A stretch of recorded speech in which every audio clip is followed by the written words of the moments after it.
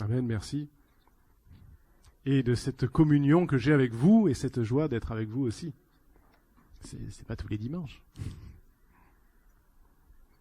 Alors j'ai quand même pris ma Bible, mais l'essentiel va se passer là. Alors c'est où? Je me mets où? Je vous gâche pas la vue, ça va? Je suis pas trop au milieu. Et normalement, grâce au pouvoir de la technologie, je peux télécommander le truc à distance. Agathe the Power. Monsieur et Madame the Power.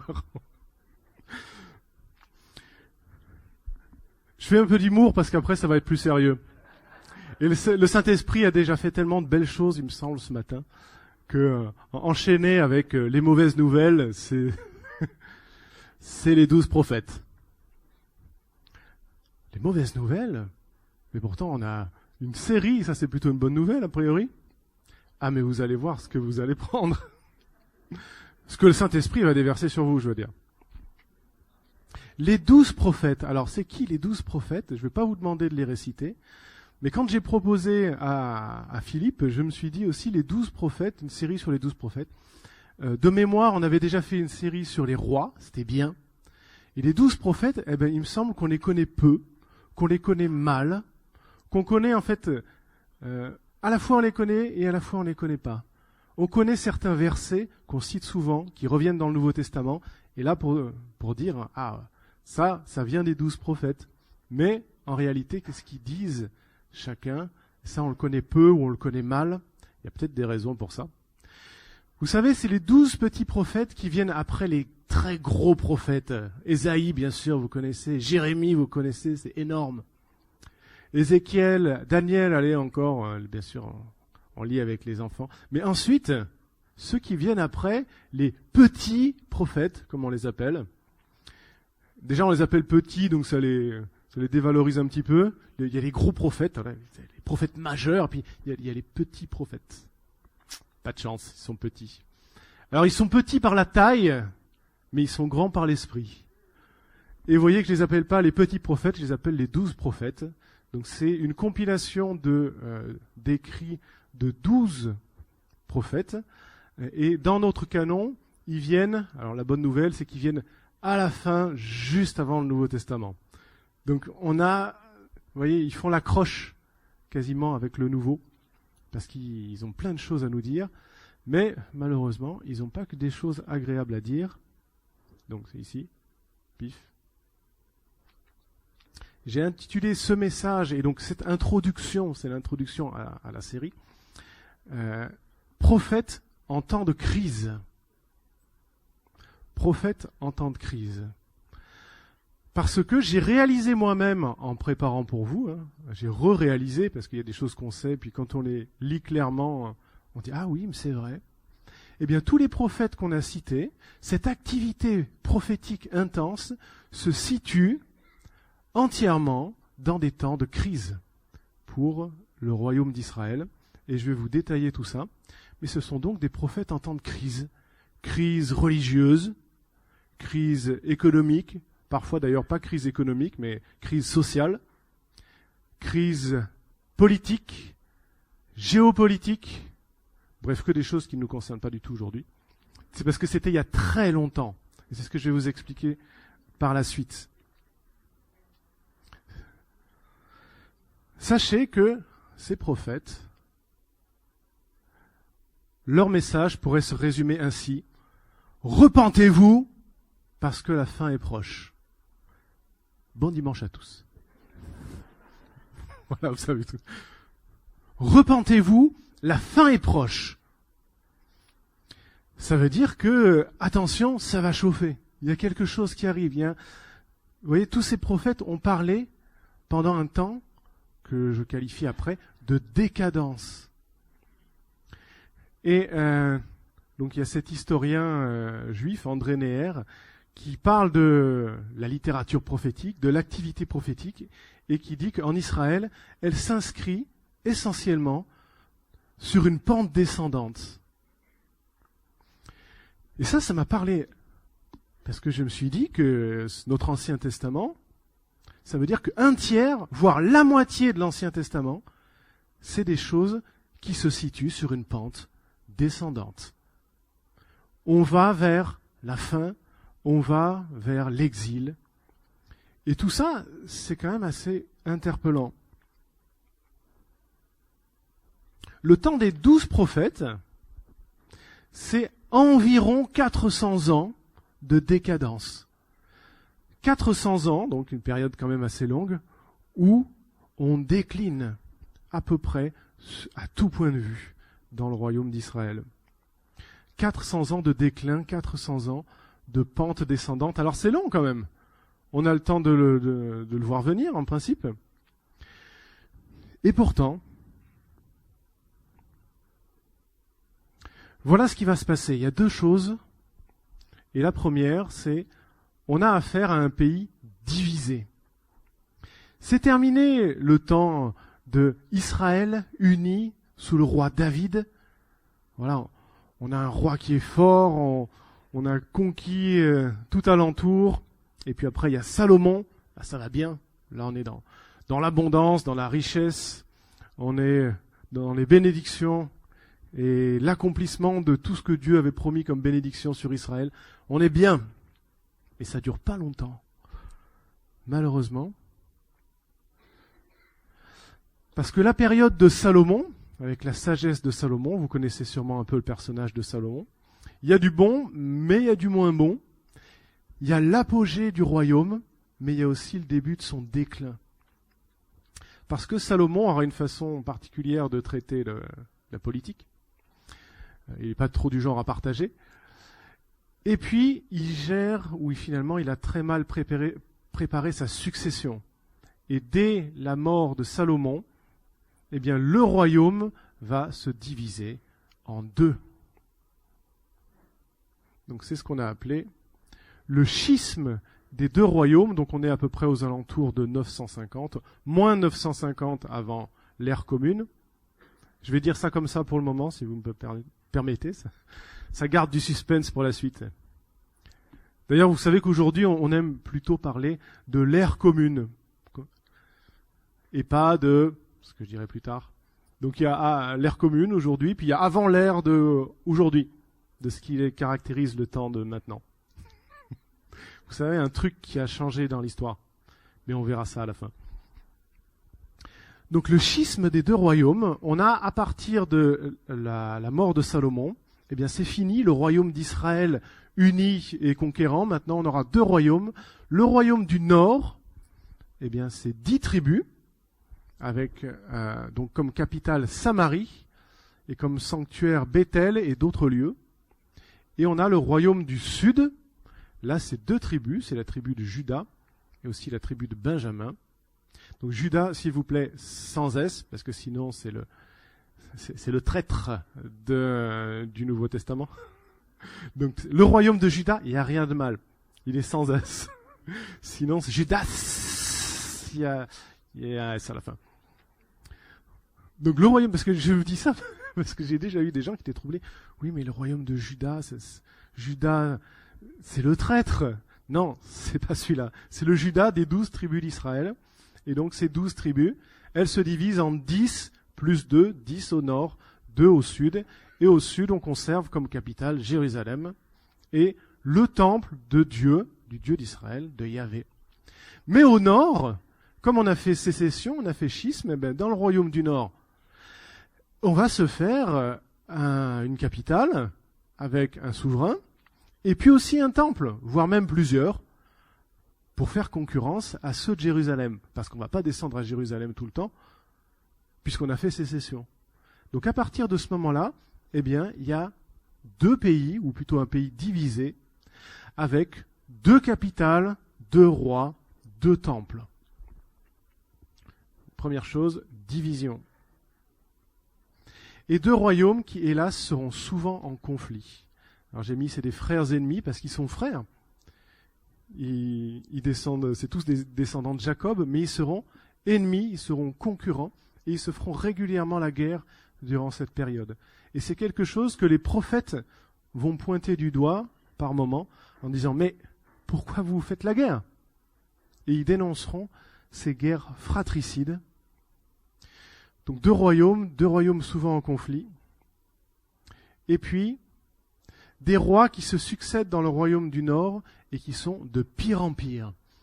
Donc si vous lisez les livres des chroniques ou les livres des rois, vous verrez que les rois d'Israël, là on voit bien la pente descendante parce qu'ils sont vraiment de pire en pire. Pensez au roi Akab, celui-là il est connu, et sa chère femme Jézabel, ou au violent Jéhu, qui viendra balancer Jézabel par la fenêtre, et assassiner tous ceux qui pouvaient être de lignée royale.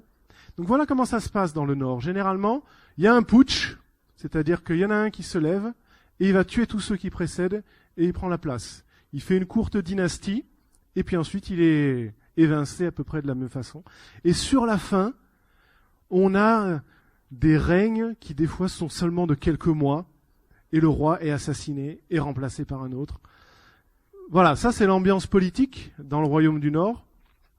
Et puis pour ce qui est de l'ambiance spirituelle, eh bien on adore Yahvé, ou pas, ou Baal, ou d'autres dieux. Donc c'est le syncrétisme généralisé. Et sur le plan social, eh bien on est très souvent dans une classe dirigeante royale qui va exploiter la population, donc injustice. Ça, c'est dans le royaume du Nord. Et dans le royaume du Sud, dans le royaume de Juda, alors là, c'est un petit peu plus en dents de scie. Il y a des moments de réveil, il y a des moments de retour à Dieu, il y a des moments de réforme.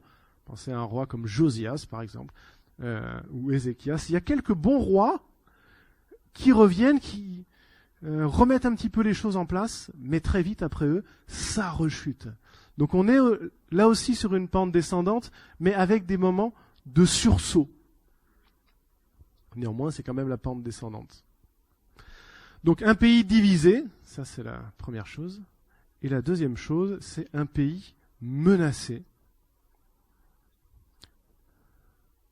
Là, on va faire un petit peu de géopolitique du Proche-Orient, entre parenthèses ancien. Je suis sûr que ça vous passionne, la géopolitique du Proche-Orient. Aujourd'hui, je sais pas.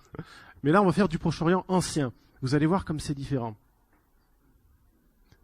Quoi? C'était ironique. C'était ironique? C'était pas ironique. Israël, c'est un tout petit pays entre deux grands empires. L'Égypte et les empires de Mésopotamie. L'Égypte, ça nous a laissé des très grandes pyramides, c'est une grande civilisation, il y a plein de touristes qui y vont. Alors il y a aussi plein de touristes qui vont en Israël aujourd'hui, mais en termes de monumentalisme, alors dans la Mésopotamie, il y a des grandes civilisations qui ont laissé des traces de traces. C'est pas aussi grandiose que l'Égypte, n'empêche que c'était quand même des grands empires. Et Israël se trouve sur le chemin entre ces deux grands empires et se fera systématiquement marcher dessus dès qu'un des deux empires veut aller affronter l'autre. Il faut passer par la voie, par la côte ou donc il faut passer par Canaan ou par Israël. Et généralement, ça tourne à la bagarre, bien sûr.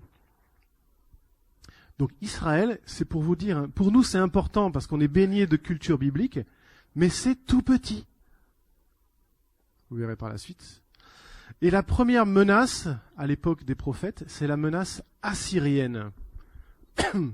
Capitale Ninive, je vous mets les capitales à chaque fois. Ça nous parle parce qu'on connaît Ninive, parce qu'on connaît Jonas. Voilà, depuis l'enfance, Jonas, il avait peur d'aller à Ninive, donc Ninive, ça nous parle. C'était la capitale de l'empire assyrien, et les Assyriens avaient, à cette époque-là, donc à l'époque des 12 prophètes, c'est le premier empire, ou du moins qui a une volonté d'aller aussi vers l'ouest. Donc la Mésopotamie, c'est entre l'entre-deux fleuves, Tigre, Euphrate. Donc généralement, ils sont plutôt implantés vers l'est. Et là, eh bien, l'impérialisme assyrien aimerait bien déborder jusqu'à la Méditerranée. Donc l'empire assyrien. Et cet empire assyrien, il est assez violent, assez fort. C'est de la conquête, voilà, pour rigoler. Et j'ai mis attention, s'il vous plaît, là encore, ne pas confondre Assyrie et la Syrie. La Syrie, en un seul mot, ça correspond à peu près à l'actuel Irak, là où se trouvait Ninive, alors que là, plus loin, Syrie, la capitale c'est Damas, et en fait ce qu'il faut savoir, c'est que dans le Proche-Orient ancien, ça s'appelait Aram, c'était le royaume d'Aram, et il parlait araméen, parce que ça a aussi été un petit empire. Et à un moment donné, chaque empire impose sa langue aux autres, et cette langue devient plus courante. C'est comme ça que l'araméen était devenu courant. Donc Aram, à l'époque des prophètes, c'est devenu assez petit parce qu'il y a un voisin plus gros, donc c'est le voisin assyrien, qui aimerait bien venir conquérir tout ça. Et puis après les Assyriens, donc les Assyriens ils vont grossir, et après ça, on aura l'empire des Chaldéens. Donc on appelle nous tout Babyloniens, c'est les Babyloniens, vous savez, qui arrivent. Mais les Babyloniens, il y en a eu plusieurs espèces en fait. Ils viennent de Babylone, mais les premiers, c'est les Chaldéens, et leur chef, le grand conquérant, c'est Nabuchodonosor. Alors c'est pas seulement une insulte du capitaine Haddock. Nabuchodonosor, que nous, chez nous, on surnomme affreux gros dinosaure. C'est mes enfants. Mes enfants, je leur rends. Hein. Ils l'appellent Nabuchodonosor, affreux gros dinosaure, parce que c'est un conquérant. Il vient, il détruit tout. Vous voyez, c'est le tyrannosaure. Et on sait ce qu'il va faire. Et donc là, ce qui se passe, c'est que l'empire, donc les Babyloniens, ils vont renverser les Assyriens, ils vont prendre la place et ils vont étendre encore leur empire. Donc c'est le nouvel empire babylonien, parce qu'il y a eu un très ancien, mais c'est pas de celui-là dont on parle. Et puis après, donc ils viennent toujours de Babylone, mais en fait c'est l'empire des Mèdes et des Perses. Vous connaissez tous la loi des Mèdes et des Perses. Donc cette époque-là, elle est plutôt connue pour nous à travers le livre de Daniel. Et pas dans les petits prophètes. Les petits prophètes, eux, c'est pas trop durant cette période, mais c'est encore un petit peu après, pour certains. Donc l'empire des Mèdes et des Perses, c'est la même chose. Les Mèdes, les Perses font une coalition, renversent les Chaldéens, prennent la place et s'élargissent encore. Les empires, j'ai mis toujours plus gros et toujours plus forts. C'est le principe d'un empire. Alors je vous l'ai mis parce que là c'était beaucoup de parlotte sans carte, mais maintenant voici une carte. Ça, c'est une carte qui vous représente l'expansion maximale de l'Empire perse sous Darius Ier vers 486. Donc cet empire perse, à son apogée, il va de l'Inde jusqu'à la Grèce, ils vont d'ailleurs s'arrêter là, et vous voyez qu'ils ont réussi à conquérir toute l'Égypte et même la Libye. Donc c'est énorme, c'est un très très gros empire. C'est tout le monde connu de l'époque, quasiment, ou civilisé si vous voulez. Et j'ai mis une flèche, les petits prophètes sont ici. Il y a un point, à peu près autour de Jérusalem. Donc il faut se dire qu'à l'échelle d'un empire assyrien ou babylonien ou perse, Israël et le royaume d'Israël, c'est un point. C'est quasi insignifiant. Pour nous, c'est important parce que on a une culture biblique, on a tout cet arrière-plan. Donc on lit l'histoire à partir de là. Mais si on la lisait assis à partir du trône de Ninive ou de Babylone, c'est quasi rien. C'est que dalle. Voilà, il y a une bande de juifs qui sont là. Il y en a certains qui ont quand même des positions, mais si ça leur fait plaisir de ci ou ça, vous voyez, c'est juste pour vous dire, pour relativiser un petit peu les choses, si on replace d'un point de vue de l'histoire ou d'un point de vue de ce qui nous intéresse. L'histoire d'Israël. Et donc nos petits prophètes se situeront là-bas. Et donc ces prophètes dans tout ça, parce qu'on ne les a pas encore nommés, on n'a pas encore vraiment parlé d'eux,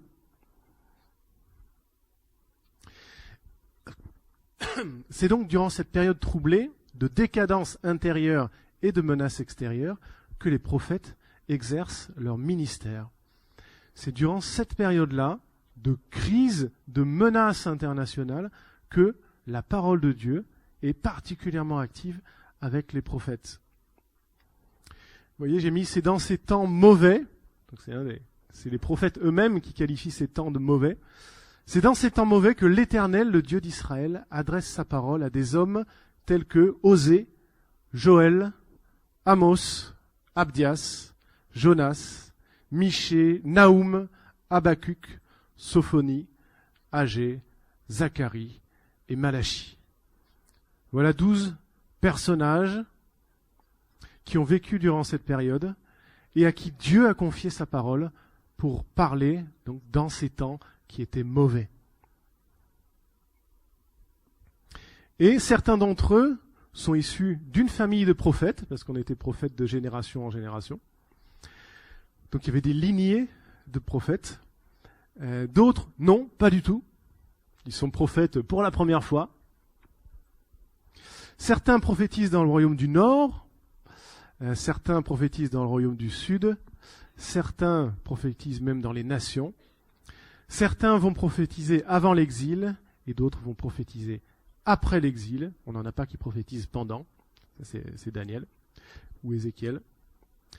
Et donc, ils ont tous, ces prophètes, ils sont tous différents. Ils ont tous un arrière-plan différent. Ils ont tous leur propre histoire personnelle qui, des fois, est liée à leur activité prophétique. Mais ils ont un point commun, c'est qu'ils sont tous appelés par Dieu. Quel que soit leur profil, ils ont été à un moment donné appelés pour être ces porte-paroles de Dieu. Et le prophète, c'est pas autre chose. Et j'ai même envie de dire, c'est pas d'abord quelqu'un qui prédit l'avenir, c'est d'abord un porte-parole de Dieu. Il se trouve que souvent, ce qu'il y a à dire concerne l'avenir. Mais ce qu'ils ont à dire concerne souvent d'abord le présent. Et c'est là que c'est pas agréable. Et ensuite, il parle de l'avenir. Donc le prophète, gardez ça en mémoire, c'est d'abord un porte-parole de Dieu, et c'est quelqu'un qui a reçu une vocation spéciale pour être porte-parole de Dieu. Amos, qui est pourtant le prophète Amos, c'est un petit peu l'archétype, alors qu'il dit de lui-même qu'il n'est ni prophète, ni fils de prophète. C'est Amos 7,14. C'est un moment où Amos, donc qui a priori est originaire de Tekoa, c'est dans le royaume du Sud, et puis il est appelé à prophétiser dans le royaume du Nord, et là à un moment donné il est confronté au grand prêtre Amatsia, qui lui dit « Mais ce Amos, c'est un conspirateur, parce qu'il prophétise contre le roi, et donc on lui enjoint d'aller prophétiser ailleurs. » Amatsia lui dit « Retourne chez toi, va prophétiser là-bas, gagne ta vie en tant que prophète. » Parce qu'en fait, prophète, ça pouvait être aussi un gagne-pain. On était prophète par vocation, mais aussi parce que pour certains, en tout cas, il y avait des prophètes de cour. Donc on rentrait dans une école de prophètes, et ensuite on était un groupe de prophètes et on prophétisait pour le roi. Mais quand on arrivait de nulle part et qu'on prophétisait contre le roi, ben ça c'était plutôt mal vu. Surtout quand on n'avait pas été invité. Et Amos dit, mais moi je suis ni prophète, ni fils de prophète. C'est un peu bizarre pour un type qui est quand même prophète. Mais lui, à la base, il est bouvier, c'est-à-dire, il est berger de gros bétail. C'était un farmer, c'était un cow-boy, littéralement, Amos. Et il a été appelé par Dieu. Et c'est ce qu'il est en train de rappeler. Il dit, mais moi, j'ai reçu l'appel de Dieu quand j'étais derrière le troupeau. Et voilà ce que Dieu m'a appelé à venir vous dire, que ça vous plaise ou non. Visiblement, ça leur plaît pas. Donc, il est par vocation, par un appel spécifique de Dieu, pas par formation, ce Amos. Alors, quel est le message des prophètes ? Qu'est-ce que ces prophètes sont venus dire au peuple d'Israël à leur époque ? Eh bien, la fin est proche, repentez-vous. Voilà, bon dimanche à tous. Je vais être un peu plus long, mais je pourrais m'arrêter là. C'est ça le cœur du message, et ça fait déjà la deuxième fois que je vous le dis. Il faut appuyer. Eux, ils l'ont dit 12 fois. Hein. Enfin, un peu moins, parce qu'il y en a 3 qui étaient après. il y a une sorte d'urgence dans leur message. Il y a un appel de Dieu qui est de plus en plus pressant. La fin est proche, repentez-vous. Et on va expliquer ce que ça veut dire. Alors, est-ce que ces prophètes sont des prophètes de malheur? On accusait plutôt Jérémie d'être un prophète de malheur. Il a fini dans une fosse pour ça. Pareil pour le prophète Amos. Il vient et il dit du mal de l'autorité en place. Donc c'est un prophète de malheur. Il va arriver malheur. Ah, c'est bon les prophètes. Prophètes de malheur. Est-ce qu'on aimerait aujourd'hui entendre les prophètes de malheur? Je ne sais pas. Le fait est, on va pas se mentir, que 90% du contenu des prophètes concerne des oracles de jugement sur la nation d'Israël. Et c'est peut-être pour ça qu'on les connaît pas très bien, ou qu'on les aime pas trop, je sais pas, ces 12 petits prophètes. C'est parce que c'est essentiellement du jugement. Et ça va tomber. Nous, on connaît plus les prophéties d'espérance, parce que c'est celles qu'on cite dans le Nouveau Testament. Donc on connaît les prophètes, mais peut-être que 90% de leur message, en fait, on le connaît mal, on le connaît peu, mais peut-être parce qu'il est pas glorieux. Et donc pourquoi est-ce qu'un tel jugement est prophétisé sur la nation d'Israël?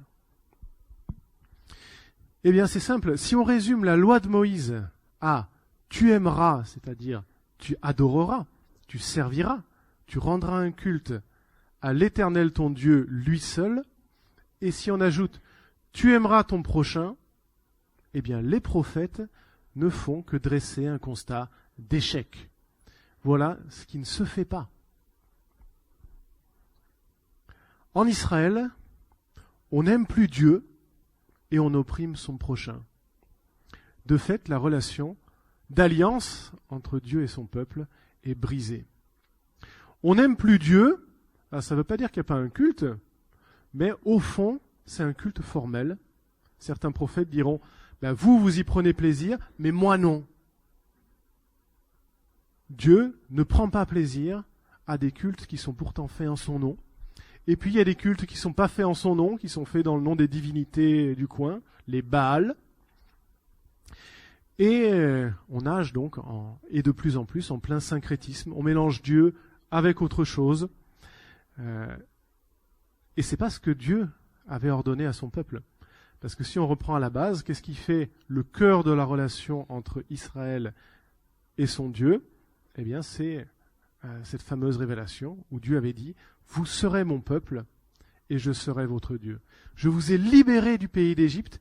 Voici quelles sont les lois que je vous donne par l'intermédiaire de Moïse. » Et on peut les résumer à d'abord et uniquement adorer. Alors Yahvé, d'ailleurs je suis très fier de vous parce que ce matin on a chanté en hébreu, en grec et en araméen. Et en français aussi. Donc franchement bravo. Abba, en fait c'est plutôt araméen. C'est Av en hébreu. Mais on a chanté en hébreu puisqu'on a chanté Adonai, Elohim, Tsevaot. D'ailleurs pour ceux qui se posent la question, Tsevaot c'est le seul terme qui ne recevait pas une traduction. Mais vous savez que c'est les armées, c'est comme ça qu'on traduit l'Éternel des armées, Adonai Tsevaot. On a chanté aussi Yahvé ou Yahweh. Alors normalement on dit plutôt Adonai, et donc Adonai, pour pas dire Yahvé, on dit Adonai. Mais nous on fait comme on veut, n'est-ce pas? Donc Adonai Tsevaot, c'est l'Éternel des armées. Ça c'est le Dieu d'Israël. Eh bien ce Dieu, est-ce qu'il est encore le Dieu de son peuple? Quelle relation profonde est-ce qu'il y a entre Dieu et son peuple? Et le corollaire inévitable, eh bien, on constate avec la décadence religieuse, l'idolâtrie, aussi des pratiques qui deviennent mauvaises sur le plan éthique. Adultère, pas seulement spirituel, mais aussi très concret. Prostitution, sacrée à l'époque. Donc on peut aller tous vers la même prostituée, parce qu'on va au temple et ça fait partie du culte, donc c'est pas un problème. Mais pour le Dieu d'Israël, c'est un problème, ça se fait pas. Souvenez-vous que la prostitution est littéralement interdite dans l'Ancien Testament. dans la loi de Moïse. Et alors, encore à plus forte raison, des prostituées sacrées, mais aussi donc décadence non seulement des mœurs, mais aussi décadence sociale, avec, comme je l'ai évoqué tout à l'heure, de l'injustice, de l'oppression. Tout ça montre que la relation profonde entre Dieu et son peuple est brisée. Et les prophètes annoncent donc que des malheurs vont arriver. Ces malheurs sont la conséquence inéluctable de cette relation brisée entre Dieu et son peuple. Ça faisait partie du contrat. Dans ce contrat, il y avait des bénédictions et des malédictions. Et en cas de rupture du contrat, c'est-à-dire de rupture de la relation avec Dieu, eh bien, il y a des malédictions qui devaient arriver. Quel genre de malédiction ? Famine, sécheresse. Alors, quand on est dans l'Orient, ça fait mal, forcément. Et puis, bien sûr, aussi invasion et à la fin, exil. Ceci est le son de l'inéluctabilité. J'ai réussi à le dire, c'est dur à dire. Si quelqu'un arrive à me retrouver de quel film ça sort, je lui offre un carambar. Vous entendez, c'est comme si les prophètes disaient, vous entendez, ceci est le son de l'inéluctabilité. Parce que les prophètes qui ont aussi un rôle d'intercesseur vont dire, Seigneur, pardonne. Mais à un moment donné, eh bien, on atteint, avec cette période des prophètes, le moment où c'est trop, où c'est fini. Et donc c'est inéluctable, le jugement arrive, il va arriver, mais est-il vraiment inéluctable ? Eh bien non, car la repentance est toujours possible. C'est pas parce que le jugement est proclamé qu'il n'y a plus d'espace pour la repentance. D'ailleurs, à quoi ça servirait de proclamer un jugement s'il n'y avait pas encore un espace pour la repentance ? Et ça, c'est tout le but du message des prophètes, c'est un message frappant, percutant, angoissant, si vous voulez, mais qui est censé déclencher quelque chose qui est un retour vers Dieu. Maintenant encore, oracle de l'Éternel, revenez à moi de tout votre cœur. Déchirez vos cœurs et non vos vêtements, et revenez à l'Éternel votre Dieu, car il fait grâce, il est compatissant, il est lent à la colère et riche en bonté, et il regrette le malheur qu'il envoie. Et ça, donc, c'est Joël 2, 12, 13, et ça fait tout à fait écho à Exode 34, 6, où Dieu est décrit comme étant patient, lent à la colère, riche en bonté et faisant grâce. Donc c'est pas juste parce que Dieu est énervé ou parce que Dieu est méchant qu'il va faire venir ce jugement. C'est parce qu'à un moment donné, c'est trop. Et pourtant, maintenant encore, vous entendez cet appel ? Maintenant encore, revenez à moi de tout votre cœur. Déchirez vos cœurs, c'est très fort. On déchirait ses vêtements, on lançait de la cendre en l'air, c'était un signe de deuil. Mais Dieu est en train de dire, prenez pas juste le deuil extérieur, parce qu'il y a des malheurs qui arrivent. Déchirez vos cœurs et revenez à moi. Donc pendant toute la période inéluctable où s'approche le jugement, la porte de la repentance est toujours ouverte. C'est pour ça, repentez-vous parce que la fin est proche. Pourtant, on peut se demander, l'appel des prophètes a-t-il été entendu ? Alors il me semble, je dirais individuellement, oui, certainement. C'est évident qu'il y a des gens, qu'il y a des Israélites qui ont entendu le message, qui ont pris le deuil, qui se sont repentis, qui sont revenus à Dieu de tout leur cœur.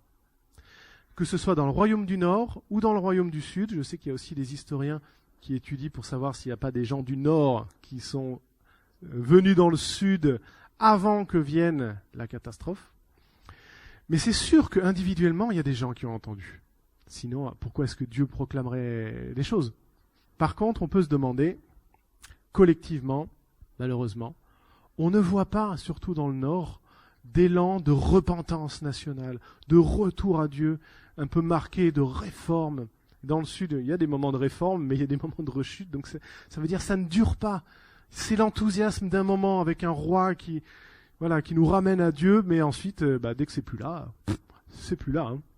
Donc ça dépend d'un homme, ça dépend d'un leader. On a un bon leader, c'est bon, on y va. Il n'y a plus de bon leader, bon, ben, on retourne faire autre chose. Vous voyez, et c'est là la limite du fait d'avoir un bon leader. Si tout repose sur le leader et pas sur le cœur, ben, dès qu'il n'y a plus le leader, ça n'est plus là. Et de fait, 2 catastrophes majeures vont venir frapper Israël. La première catastrophe, ce sera la chute de Samarie en 722, moins 722. Là, à ce moment-là, qu'est-ce qui se passe ? Eh bien, vous vous souvenez que je vous ai parlé de différents empires qui grossissent et qui étendent leur hégémonie. Eh bien, en 722, c'est l'empire assyrien qui va descendre et qui va détruire la ville de Samarie et qui va déporter sa population et signer la fin du royaume du Nord. Donc voilà, on avait 10 tribus au royaume du Nord, invasion assyrienne, destruction, déportation. Et j'ai mis, il ne faut pas sous-estimer l'ampleur de cette catastrophe nationale pour l'histoire d'Israël, parce que c'est quand même 10 tribus qui disparaissent et qui seront remplacées par des populations allogènes. Alors c'est pas pour s'éclairer, hein. C'est le contraire de indigènes. Il y avait des indigènes, et en fait ce qui se pratiquait à l'époque, et c'est très violent, et c'est très cruel, c'est-à-dire qu'on attaquait une population et on la déportait, on la déracinait, parce que comme ça on était sûr qu'on allait limiter les risques de rébellion. Voilà, des gens déracinés, eh bien ils seront moins résistants. Et ce qu'on faisait, c'est qu'on importait d'autres populations et on venait les mettre là, à la place des autres. Et ceux-là aussi, c'était un peu perdu. Et donc cette population qui est venue dans le royaume du Nord, autour de Samarie, c'est des gens à qui il a fallu apprendre le culte de Yahvé. Et ça a donné ce qu'on appelle les Samaritains, qu'on retrouve dans le Nouveau Testament. Et donc ces Samaritains, pour les Juifs du Sud, c'est vraiment pas des vrais. C'est pas des vrais, c'est des gens importés à qui on a appris notre religion. Donc c'est des faux, c'est des syncrétistes au fond. Alors ils ont beau dire qu'ils ont un Pentateuque à eux et qu'ils font partie du truc. Pour le Juif du 1er siècle, le Samaritain, c'est le faux ou le mauvais croyant, c'est le type qui n'a rien à faire dans l'histoire. Et donc ça explique pourquoi les Juifs détestaient les Samaritains. On ne passe pas par Samarie, c'est impur maintenant. C'est des gens qui font semblant ou qui prétendent être croyants, qui ont, vous voyez, ils adorent ici, sur cette montagne. Mais vous, les Juifs, vous dites qu'il faut adorer à Jérusalem. Donc les Samaritains, c'est Burke, dans la pensée juive de la suite. Et la deuxième catastrophe qui va arriver, bien sûr, c'est la chute de Jérusalem en 586 ou 587, ça dépend de votre datation. Ben, à un an près, ce qui est sûr, c'est que la ville va finalement être elle aussi. Donc le royaume de Juda perdure encore, un peu moins de 150 ans. Donc 4 générations peut-être. Ça laisse du temps, pendant lequel il n'y a que des prophètes dans cette partie-là. Mais malgré ça, eh bien, on décline quand même et on en vient à l'invasion et la destruction, cette fois-ci par les armées chaldéennes. Donc les Babyloniens, les Chaldéens, on a dit, par Nabuchodonosor, affreux gros dinosaure. Le pays sera envahi, Jérusalem va être détruite, le temple va être rasé, et la population va aussi être déportée. C'est le châtiment promis de l'exil. Ça y est, on y est. Pays détruit. Certains Israélites vont fuir en Égypte. Souvenez-vous, ils emportent Jérémie avec eux dans leur bagage. Et puis les autres, ils sont déportés à Babylone. Alors on en connaît quelques-uns. Il y a eu plusieurs stades de déportation, mais il y a eu, on connaît Ézéchiel qui prêche pendant l'exil, et puis Daniel. Voilà, ça y est. Fin du temple, fin du peuple, fin du pays, fin de l'histoire. A priori, oui. Les prophètes ont pourtant prophétisé une lueur d'espoir. C'est les 10%. C'est les 10 petits pourcents. Ils ont pourtant parlé d'un temps de retour. Ils ont prophétisé un temps de retour dans le pays, mais de retour à Dieu d'abord. ils ont annoncé un temps de relèvement pour la nation, un temps de restauration pour le peuple, avec ce thème d'un peuple qui sera de nouveau uni, la maison d'Israël, la maison de Juda, unie, et un temps de reconstruction pour la ville et pour le temple. Alors là, on est surtout chez les prophètes Agé, Zacharie et Malachi. Donc les 3 derniers petits prophètes, eux, ils se situent après le retour d'exil, et à ce moment-là, on encourage à rebâtir. C'est les prophètes de la reconstruction. Mais les prophètes ont entrevu autre chose. Ils ont entrevu autre chose plus loin, par-delà les temps qu'ils pouvaient eux-mêmes discerner. Ça, c'est vite fait une chronologie pour vous resituer maintenant, où est-ce qu'on est. C'est peut-être loin, mais... Donc le schisme, environ 950, les 2 royaumes. La période des prophètes, c'est ce qui est en blanc, environ. C'est que des environs, parce que c'est difficile de dater tout ça précisément. Mais environ moins 990 jusqu'à environ moins 400, donc en gros de moins 800 à moins 400, 400 ans d'activité des prophètes. Et de façon indicative, je vous les ai mis, Amos, Jonas, Osée, Michée, Joël, Naoum, Sophonie, Habacuc, Abdias, Agé, Zacharie, Malachi. Donc ça, c'est les prophètes dans leur temps. Moins 722, la chute de Samarie. Donc vous voyez, encore pas mal de temps avant la chute de Jérusalem. Et ensuite, le retour d'exil, qui finalement n'a pas duré si longtemps que ça. Mais il a quand même fait mal. Donc ça, c'est les prophètes dans leur temps. Mais les prophètes ont aperçu quelque chose d'autre. Quelque chose de l'ordre d'un plus grand espoir, loin, là-bas. Par-delà les temps qu'ils pouvaient eux-mêmes discerner. Et là, je vais enfin prendre ma Bible et vous lire, donc dans 1 Pierre 1,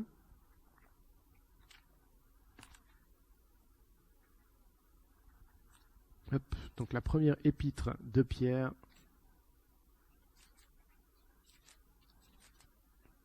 voilà, je l'ai, 1 Pierre 1, les versets 10 à 12, Pierre nous dit ceci: les prophètes qui ont prophétisé au sujet de la grâce qui vous était destinée ont fait de ce salut l'objet de leurs recherches et de leurs investigations.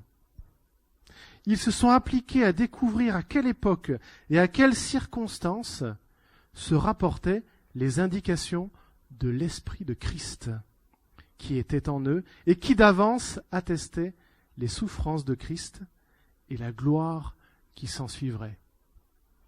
Il leur fut révélé que ce n'était pas pour eux-mêmes, mais pour vous, qu'ils étaient ministres de ces choses.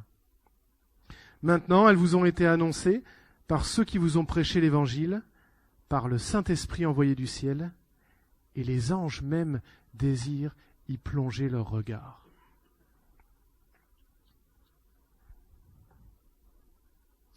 Il y avait donc au temps des prophètes un mystère, quelque chose que eux-mêmes ressentaient par le Saint-Esprit, qui était annoncé d'avance, au-delà de ce qu'ils pouvaient discerner.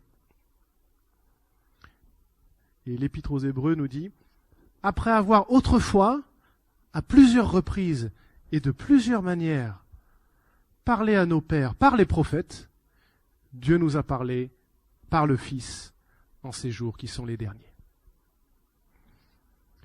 Dieu a parlé aux prophètes dans leur temps.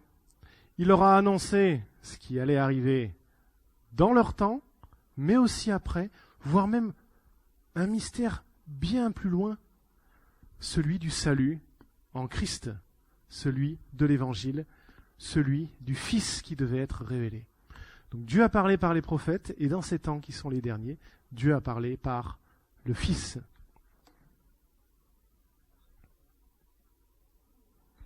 Le temps des prophètes, il est donc avant Jésus-Christ. Maintenant, je peux vous le dire, c'était moins 722 ou autre, avant Jésus-Christ, parce qu'il se trouve que avant cet événement-là, eh bien c'est avant.